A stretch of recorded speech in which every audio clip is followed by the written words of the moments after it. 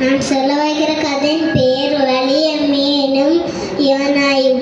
ஒரு நாளில் யோனா பேர் பண்ணிருக்கும் போது ஏசாப்பா சொன்னாரா, நீ நினைவில போய் இந்த இடத்த நான் அழிக்க போறேன் அப்படி சொல்லு. அப்போ அவன் தசிசில போட்ட கப்பல் ஏறி போட்டிருக்கும்போது இடி மழை வெஞ்சிட்டு இருந்தப்போ கப்பல் உள்ள எல்லாம் சாணத்தை எடுத்து வழியில இறக்குனாரு. அடுத்து கடல்ல தூக்கி இட்டார். அடுத்து சீட்டு போட்டப்போ யோனாக்கு பிறந்தது. யோனா தூக்கி அடுத்து கடல்ல இட்டாரு. அடுத்து வலிய மீன் வந்து யோனாயா விழுந்துச்சு.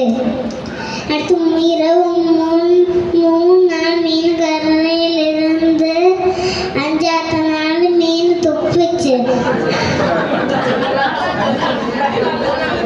துப்புனப்போ அவன் தசிசில நினைவில போய் இந்த இடத்த நான் லேசாப்பா இந்த இடத்த அழிக்க போறேன் அப்படி சொன்னப்போ